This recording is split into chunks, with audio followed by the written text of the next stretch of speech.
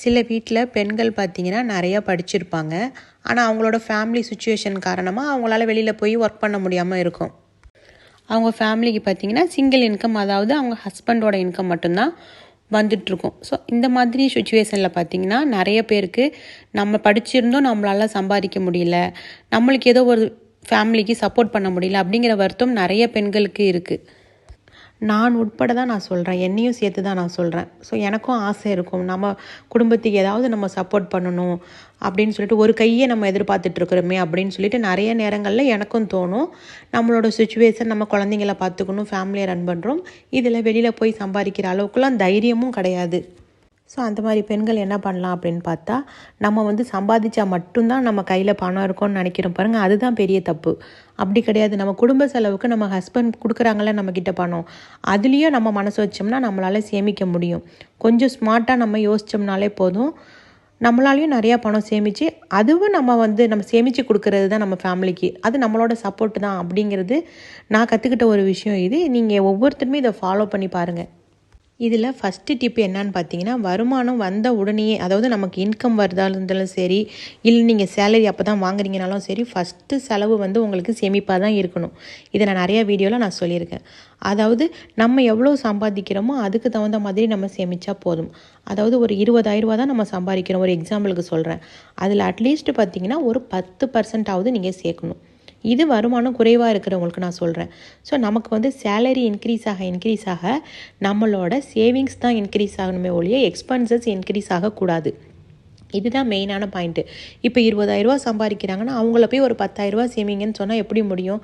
So at least பார்த்திங்கன்னா ஒரு 10%, அதாவது ஒரு 2,000 அவங்க சேமிப்புக்குன்னு எடுத்து வச்சுட்டு, மீதி இருக்கிற 18,000 தான் அவங்களோட சேலரி அப்படின்னு அவங்க நினைக்கணும். இதுதான் நம்ம குடும்பத்துக்கான இன்கம் அப்படின்னு நம்ம நினைக்கணும்.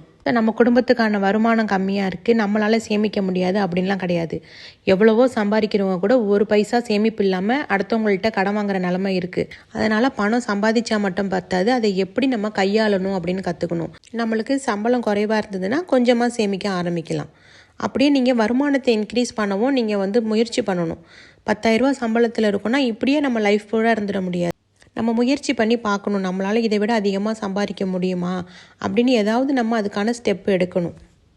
நெக்ஸ்ட் டிப் என்னென்னு பார்த்தீங்கன்னா, நம்ம ஃபேமிலிக்கான பட்ஜெட் போடுறது. கட்டாயமாக நம்ம ஃபேமிலிக்கு பட்ஜெட் போட்டு தான் நம்ம மாதம் நம்ம செலவு பண்ணணும்.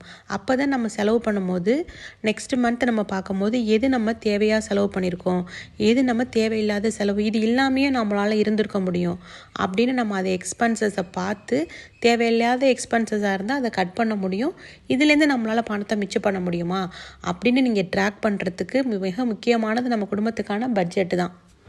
ப்ராப்பரான பட்ஜெட் இல்லை ஒரு ஃபேமிலியில் அப்படின்னா என்ன நடக்கும்னு பார்த்தீங்கன்னா, அவங்க வரவை மீறி செலவு அதிகமாக இருக்கிறதுனால அடுத்தவங்க கிட்ட போய் கடன் வாங்கக்கூடிய சூழ்நிலை ஏற்பட்டுரும். அதனால் ப்ராப்பரான பட்ஜெட்டை கண்டிப்பாக எல்லோரும் ஃபாலோ பண்ணுங்கள்.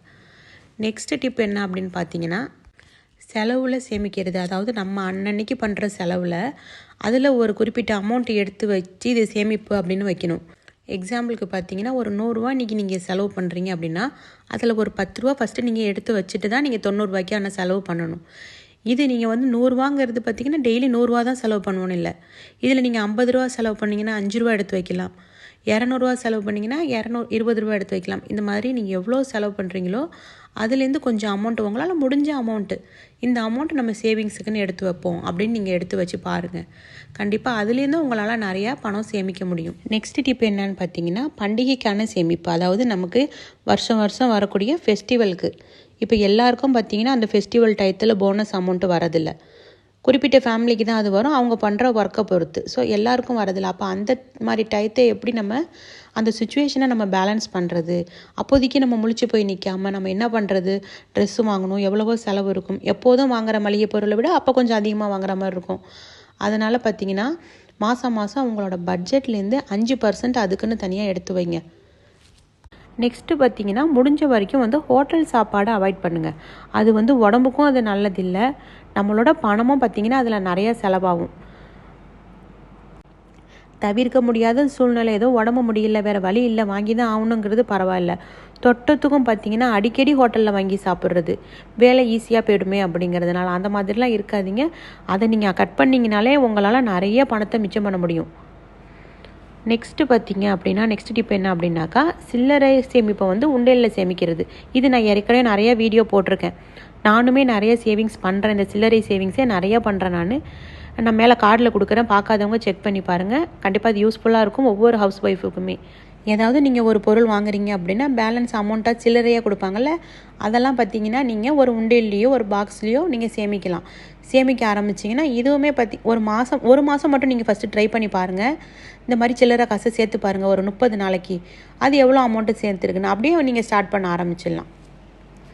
நெக்ஸ்ட்டு டிப் என்ன அப்படின்னு பார்த்தீங்கன்னா, ஏதாவது ஒரு சேலஞ்சை ஸ்டார்ட் பண்ணிக்கோங்க. நம்ம ஏதாவது ஒரு சேலஞ்சை ஸ்டார்ட் பண்ணிக்கோங்க. நிறைய சேலஞ்சஸ் இருக்குது. 30 டே சேலஞ்ச் இருக்குது, 100 டே சேலஞ்ச் இருக்குது, வீக் சேலஞ்ச் இருக்குது, 52 வீக்குன்னு இருக்குது. இந்த மாதிரி இல்லை உங்களுக்கு 52 வீக் செய்ய முடியலன்னா அதில் பாதியாக குறைச்சிக்கலாம். இல்லை 3 மாதத்துக்கு ஒரு தடவை செய்யலாம். உங்களுக்கு எது விருப்பமோ அந்த மாதிரி ஒரு மணி சேவிங் சேலஞ்சை நீங்கள் உங்களுக்குன்னு நீங்கள் எடுத்துக்கிட்டு நீங்கள் அதில் பணத்தை சேமிக்க ஆரம்பிங்க. இது எல்லாமே நம்மளுக்கு ஒரு மோட்டிவேஷன் மாதிரி தான் இருக்கும். சேமிப்பே பார்த்திங்கன்னா ஒரு கலை மாதிரி தான். ஸோ அதனால் பார்த்திங்கன்னா அதை எல்லாருமே ப்ராப்பராக பண்ணுங்கள், கன்சிஸ்டன்சியாக பண்ணுங்கள். ஒரு 2 நாளைக்கு நாங்கள் உண்டியலில் போடுறோம் அப்படின்னு சொல்லிட்டு ஒரு 3 நாளைக்கு ஒரு இன்ட்ரெஸ்ட்டில் போடுவாங்க. ஒரு 1 வீக்கு கூட எடுத்தவங்க அதுக்கப்புறம் அதை விட்டுருவாங்க. அப்படிலாம் இருக்கக்கூடாது. நம்ம வந்து ஒரு சேலஞ்சஸ்ங்கும் போது அந்த சேலஞ்சாக நீங்கள் கேலண்டர் சேவிங்ஸ் கூட நம்ம சேனலில் வீடியோ போட்டிருக்கேன். நீங்கள் அதெல்லாம் ட்ரை பண்ணி பார்த்துட்டு உங்களுக்கு எது பிடிக்குதோ அதை நீங்கள் ஃபாலோ பண்ணுங்கள். நெக்ஸ்ட்டு என்ன டிப்புன்னு பார்த்தீங்கன்னா, தேவையில்லாமல் ஷாப்பிங் பண்ண வேண்டாம். அதாவது தேவையில்லாத ஷாப்பிங் நிறையா பண்ணுறோம். நிறையா ஆப்ஸ் வச்சுருக்கோம், நிறைய வாட்ஸ்அப் குரூப்ஸ் வச்சுருக்கோம். ஸோ இதெல்லாம் தேவையில்லாதது. அதாவது லக்ஸரியான ட்ரெஸ்ஸஸ் வாங்குறது, ஃபோன் வாங்குறது, அதாவது அடுத்தவங்களை இம்ப்ரெஸ் பண்ணுறதுக்காக வேண்டி நிறைய விஷயங்கள் பண்ணுறது இருக்கும். ஸோ அதெல்லாம் நீங்கள் கட் பண்ணிக்கோங்க. இந்த மாதிரி தேவையில்லாத வாட்ஸ்அப் குரூப்லாம் நீங்கள் வச்சுருந்தீங்க அப்படின்னா கண்டிப்பாக அதுலேருந்து நோட்டிஃபிகேஷன் உங்களுக்கு வந்துகிட்டே இருக்கும். ஏதோ ஒரு இதில் மனசு மாறத்தான் செய்யும். அதனால் நீங்கள் அதெல்லாம் விட்டு எக்ஸிட் ஆகி வெளியில் வந்துடுங்க. இதுலேயே உங்களுக்கு நிறைய பணம் மிச்சமாகும். நெக்ஸ்ட் டிப் என்ன அப்படின்னு பார்த்தீங்கன்னா, நோ ஸ்பெண்ட் டே கட்டாயம் எல்லோரும் ஃபாலோ பண்ணுங்கள். ஒரு வாரத்தில் ஒரு நாளாவது நீங்கள் கண்டிப்பாக இதை சேலஞ்சாக எடுத்து ஃபாலோ பண்ணுங்கள். நோ ஸ்பெண்ட் டேங்கிறது அன்றைக்கி உள்ள அமௌண்ட் எவ்வளோ செலவாகுங்கிறத நீங்கள் ஒரு சேவிங்ஸாக அதை மாற்றலாம். இப்போ நோ ஸ்பெண்ட் டேனா எல்லோரும் என்ன நினைக்கிறாங்கன்னா, நாளைக்கு நீங்கள் இந்த நோ ஸ்பெண்ட் டே ஃபாலோ பண்ண போகிறீங்க அப்படின்னா மொதல் நாளே பார்த்தீங்கன்னா 500 1000 உள்ள ஜாமான் வாங்கி வச்சுக்கிட்டு இன்றைக்கி மறுநாள் நம்ம செலவு பண்ண போகிறதில்ல அப்படிங்கிற மாதிரி பண்ணுறது. அதுக்கு பேர் நோ ஸ்பெண்ட் டே இல்லை.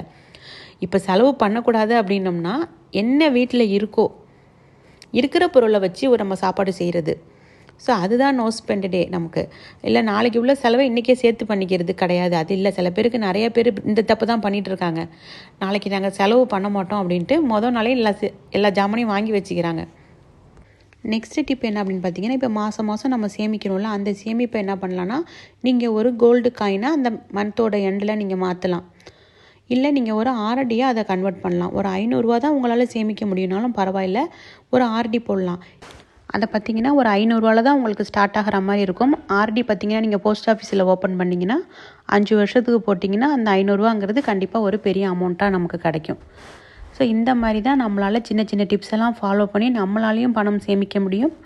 அதுவும் நம்ம சம்பாதிக்கிறதுக்கு ஈக்குவலானது தான். நம்மளோட தேவையில்லாத ஆசைகளெல்லாம் கண்ட்ரோல் பண்ணி தான் நம்ம குடும்பத்துக்காக ஏதோ ஒன்று பண்ணணும் அப்படின்னு நம்ம நினைப்போம்.